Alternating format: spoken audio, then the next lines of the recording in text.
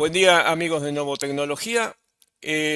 Estamos siguiendo nuestra sección de innovación en acción con experiencias innovadoras y hoy lo que trataremos de visitar es un tambo que se nos ocurre modelo, que es el grupo Chiavasa, que crece sin forzar la máquina, con una continua innovación, ha modificado su gobernanza y tienen en la vista la sustentabilidad. Y este punto de vista nos anticipa a una reflexión valiosa sobre un sector que está atravesado por tensiones de todo tipo, que es volátil, con márgenes muy ajustadas, y que a pesar de eso el grupo Echevasa construyó un modelo productivo que desafía la verdad, los lugares comunes de la lechería. Innovación, como lo hemos mencionado, gobernanza y sustentabilidad no parecen como consignas, sino como decisiones concretas para crecer sin romper el sistema y trataremos aquí de dilucidar cómo lo gestionan. Y para eso vamos a... hola Cristian, buen día. Muchas gracias por estar con nosotros. Cristian es director en el grupo Chiavasa, en parte el artífice de esto con toda su familia y como empresa de familia me parece que vamos a vivir una experiencia muy importante. ¿Hay algo que nos olvidamos de mencionar, Cristian, o podemos ya comenzar? No, no, comparto con lo que vos dijiste en la presentación y bueno, por ahí a agregar que es una empresa familiar que en el año 2024 cumplió 100 años y que hoy está gestionada por mis padres. Somos cuatro hermanos, dos varones, dos mujeres y un grupo de profesionales que nos acompañan en la gestión. Bien, si estamos hablando de 100 años y yo te diría que la primera reflexión sería precisamente acerca del ADN del grupo Chiavasa. Si tuvieras que explicar el modelo del grupo a otro empresario, ¿cómo arrancarías?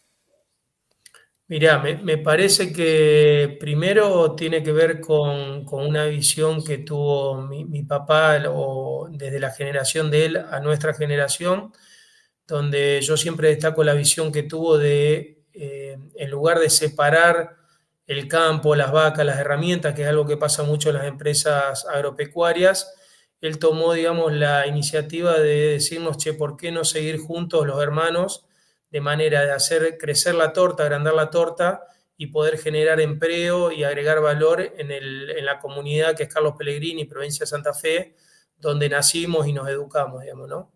Entonces eso fue un poco el puntapié de algo que arrancó en el cambio generacional en el año 2003.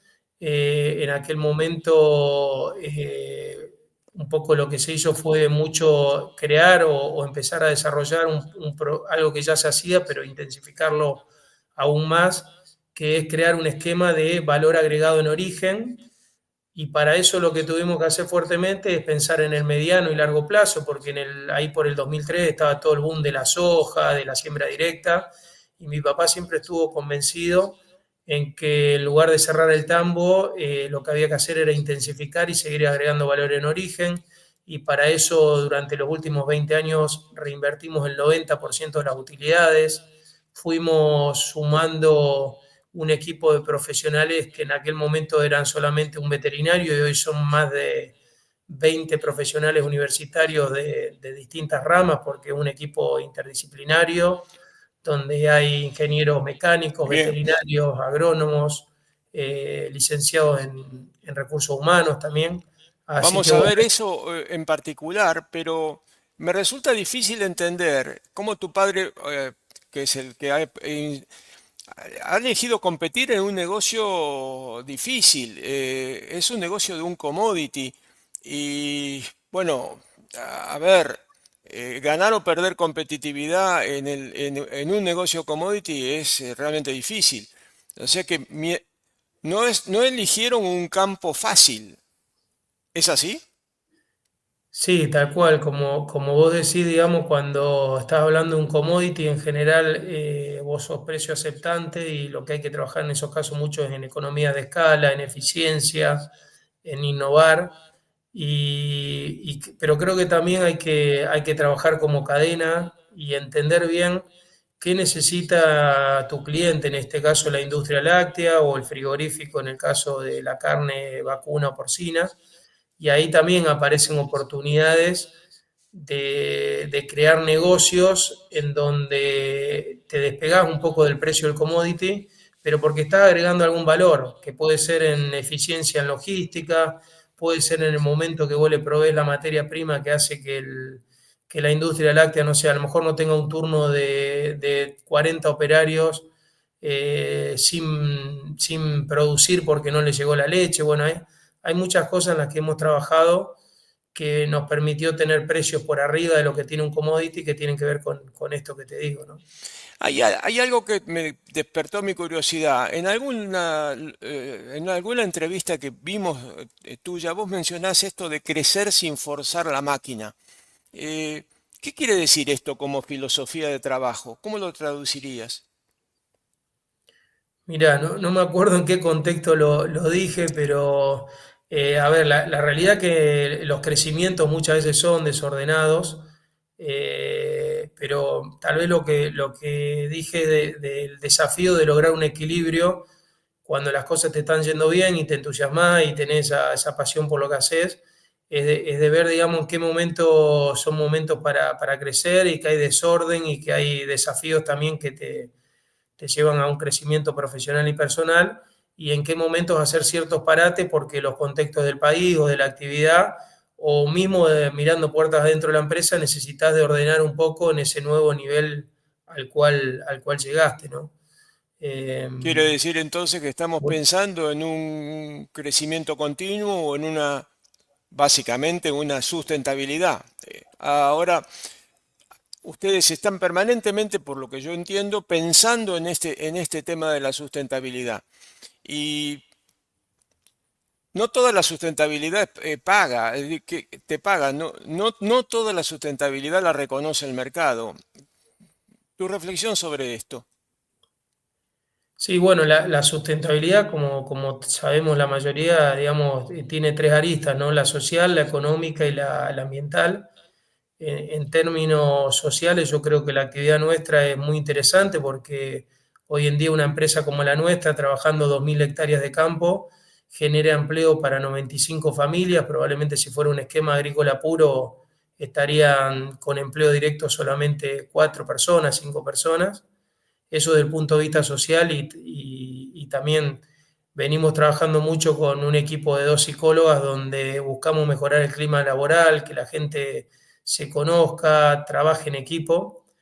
En lo que tiene que ver con sustentabilidad económica, ahí tiene que ver con lo que te decía de economías de escala, de profesionalizar, de estandarizar procesos, y lo que sí, particularmente creo que en Grupo Chavasa hemos hecho que es interesante, es que la sustentabilidad ambiental o en bienestar animal, por ejemplo, no entra en conflicto contra la sustentabilidad económica. Es decir, nosotros hemos armado un modelo donde, por ejemplo, lo hemos copiado en Israel, en Brasil y Estados Unidos, que es un sistema donde la vaca está confinada en un galpón, en donde se hace una cama de cáscara de maní que se mezcla con el estiércol y la orina, y ese, digamos, hábitat para la vaca aumenta la eficiencia para convertir el alimento a leche, por un lado, y a su vez producimos en esa cama, moviéndola 2 veces por día, un fertilizante orgánico que vuelve a los campos donde después producimos el alimento para las vacas.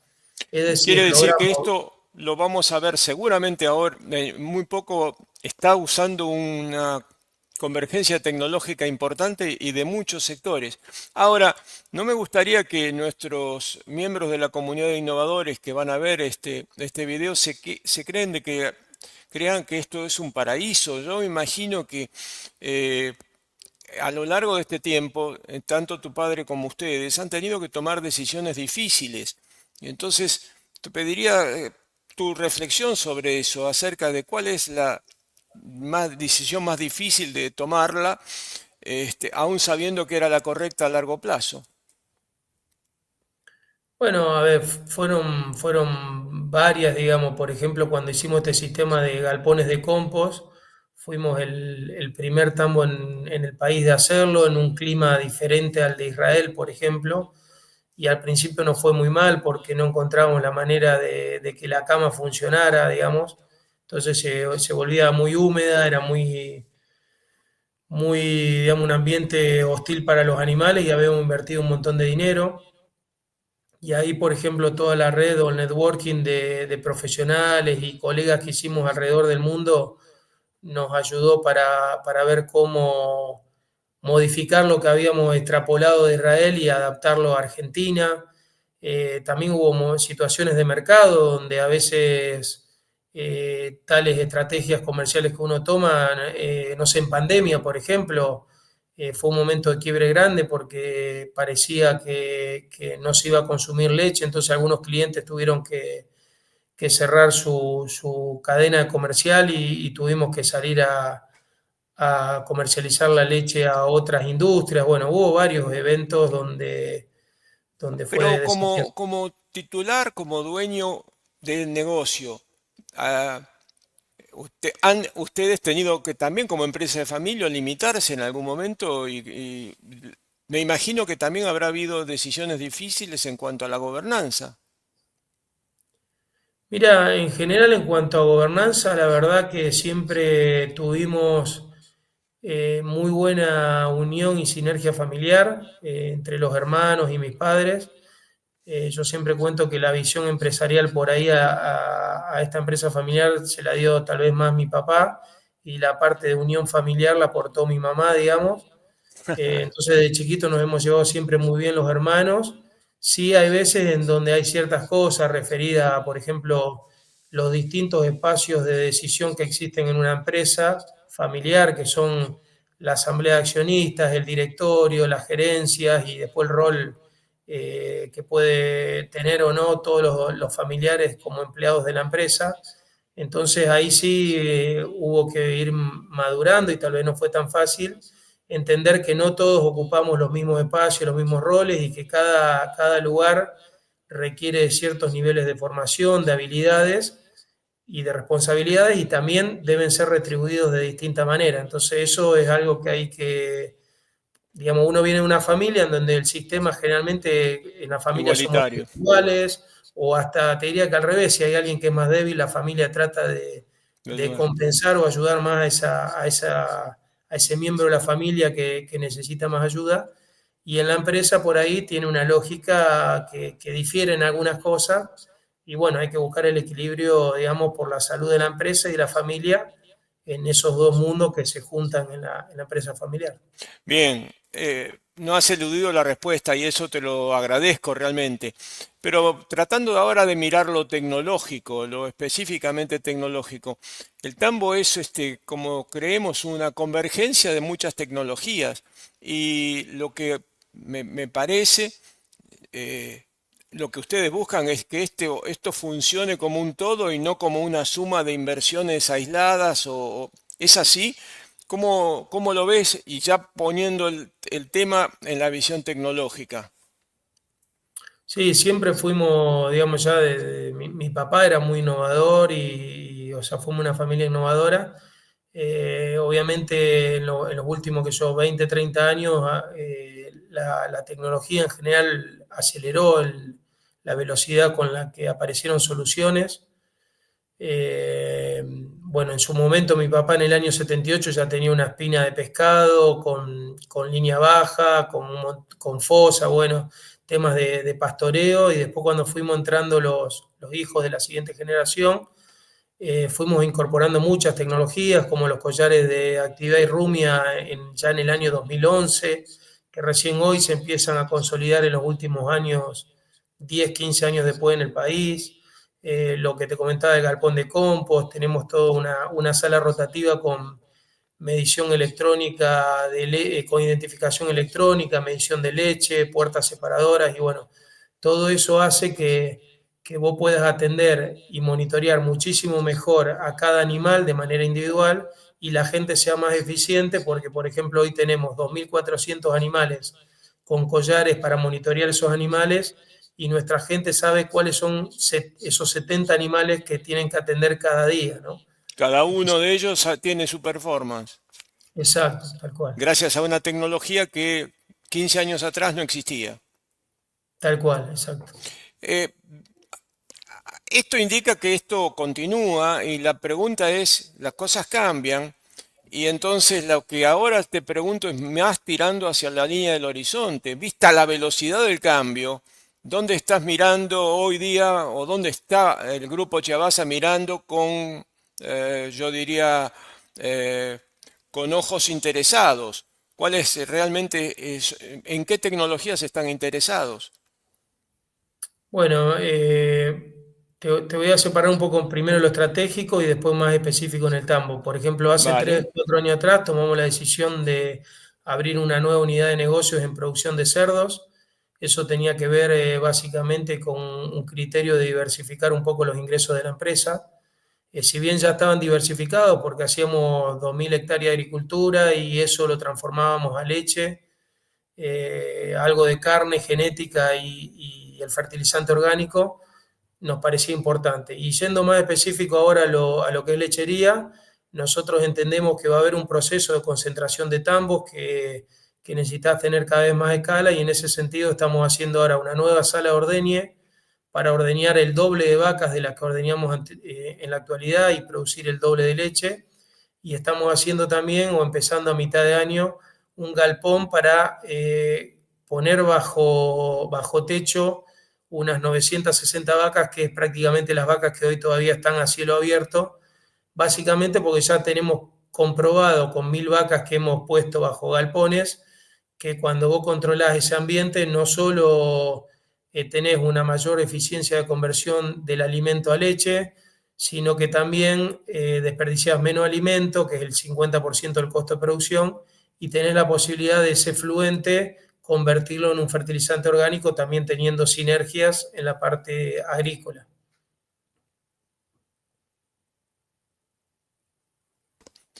Me parece que una visión estratégica como la que ustedes tienen y como la que acabas de mencionar requiere también una visión o una demanda pública. Eh, yo digo, ¿cómo ustedes se preparan como empresa para enfrentar este futuro cambio?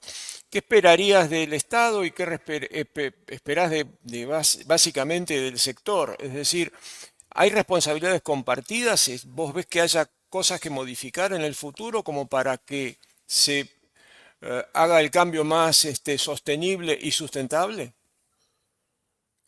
Sí, mira, a nivel de Estado lo lógico sería tener ciertos niveles de infraestructura mínima, como por ejemplo lo que son caminos para poder sacar la producción, tener cierta facilidad para tener provisión de eléctrica de calidad, digamos. Después también queda, me parece, lo hablamos mucho con mi papá y otros colegas, decir, bueno, hasta dónde uno pone todo digamos, espera que el Estado te resuelva todo y hasta dónde uno tiene cierto nivel de sensatez en decir, bueno, mira, si a veces no podemos tener una ruta nacional en condiciones, que no digo que esté bien, no podemos pretender o esperar que algún día el Estado se meta 80 kilómetros adentro con una ruta como uno ve en Estados Unidos a lo mejor, que llega hasta la puerta de tu campo para sacar 5.000 litros de leche o 3.000 litros de leche, ¿no? Creo ¿Lo que es tomás necesario, pero la realidad es que la como situación actual una, que tenemos es difícil que ocurra esto. Entonces digo, che, capaz que con esta realidad de país que tenemos, pensar que vamos a pasar de 1 a 10 es más difícil. Tal vez lo que convenga es hacer algún esquema asociativo, comprar 20 hectáreas pegada a una ruta que ya existe y poner una sala de ordeña ahí y llevar el forraje entre varios productores, por ejemplo, porque de hecho nosotros somos una cooperativa de hermanos, si se quiere, y llevar el mm, forraje hasta ese lugar cerca de la ruta o cerca de la electricidad, porque me parece que a veces yo creo que debería ser lo que tendría que ocurrir, pero decir, che, también hay que tener sensatez en el estado que el país se encuentra a nivel de infraestructura y lo que es posible que ocurra en los próximos 5 años, digamos, ¿no? el tambo no está en Marte, el tambo está en un lugar, en una circunstancia, en un país. Me parece realmente muy interesante. Eh, Mirando todavía hacia el futuro, digo, ¿Cuál es tu mirada sobre la lechería que viene? ¿Qué cambios estás intuyendo pueden venir, que transformarán el negocio? Tu mirada a donde se venga la próxima cosa a resolver, el próximo problema a resolver. El año pasado fue el World Dairy Summit, que es el congreso de lechería a nivel mundial más importante en Chile. Y bueno, tuve la suerte de ir a contar nuestro caso de empresa familiar, de sucesión familiar. Y los puntos más destacados y que se estuvieron hablando a lo largo del congreso tuvieron que ver con básicamente bajar huella de carbono, bajar la huella de agua, bienestar animal y sucesión familiar, digamos, ¿no? Y también algo de inclusión. O sea, creo que esos son los desafíos más grandes que tiene el sector para adelante. En todos los países la lechería se está concentrando, cada vez hay menos tambos de tamaño más grande. Y los desafíos tienen que ver con cómo cuidar el medio ambiente, cómo cuidar a esos animales para que el público que te da la licencia social para producir proteína animal esté o acepte las formas en las cuales producimos. Y después también una comunidad de productores que está envejeciendo y no encuentra una sucesión que le siga que quiera volver al campo, digamos, ¿no? Lo cual indica la necesidad de una profesionalización inmediata, como la que ustedes están identificando, sin perder el carácter de empresa familiar. Sí, eso y también, no lo mencioné antes, pero para mí todas las incorporaciones, innovaciones tecnológicas, como, no sé, esto que te decía de los collares, ¿no?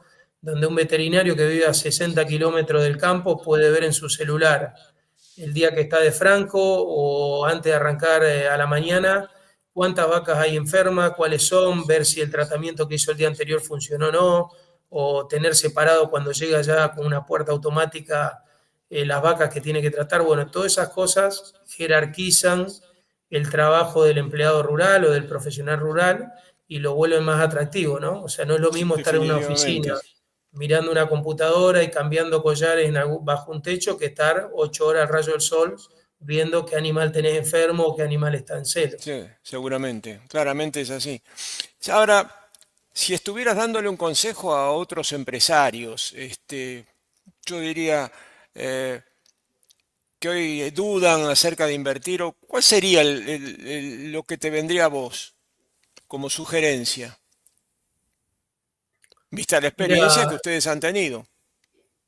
yo creo que hay, a ver, lo primero, digamos, que mi papá siempre me inculcó, por lo menos, es tratar de siempre enfocarte en hacer las cosas lo mejor posible, o sea, hacerlas con excelencia, con pasión. Después siempre él me transmitió, nos transmitió a todos los hermanos de armar una red, un networking donde vos puedas estar en contacto con colegas profesionales en todo el mundo, donde puedas aprender de ellos, porque el desafío es grande.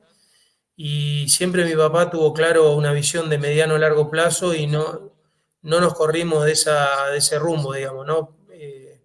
Creo que a diferencia de lo que pasa muchas veces en el país, somos una empresa que no está pegando volantazos todo el tiempo, sino podés apretar un poco más, un poco menos el acelerador, pero tenemos más o menos claro para dónde queremos ir, digamos, en el tiempo, ¿no? Una visión de mediano plazo que, no, que haga más larga la mirada y la línea del horizonte hacia donde ustedes están llegando.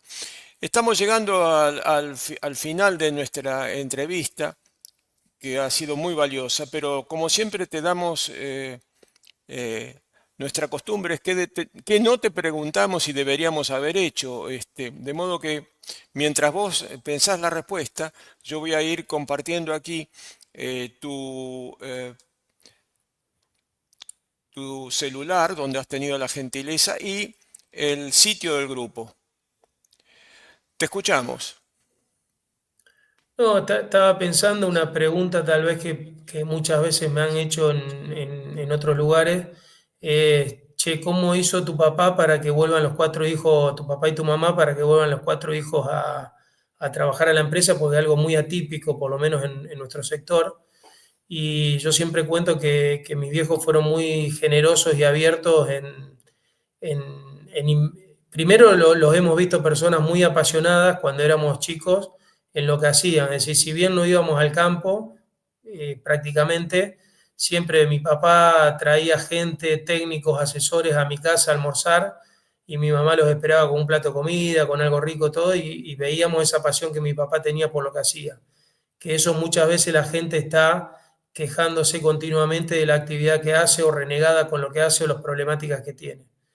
Y después, cuando llegó el momento de querer volver, mi papá nos invitó, fue muy generoso en darnos espacios para tener nuestra propia impronta y creo que nos fue dando áreas de responsabilidades pequeñas al principio, pero con total libertad para hacer. Entonces, por ejemplo, decía, bueno, ocupate de esta área, de este proceso.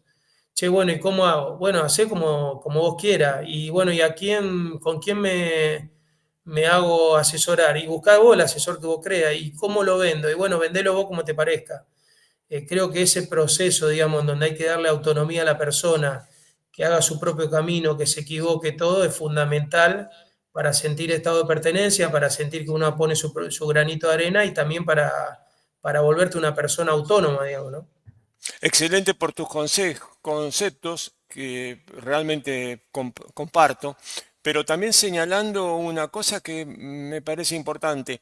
Eh, a cada rato estás hablando de la palabra pasión. Me parece que la clave de todo el grupo Kiabasa puede resumirse en esa palabra. Ustedes tienen pasión por lo que están haciendo y están montados arriba de un cohete tecnológico muy, muy interesante. Felicitaciones por ello y muchas gracias por habernos recibido en esta entrevista innovadora de novotecnología.net. Bueno, muchas gracias a ustedes por permitirnos contar lo que hacemos.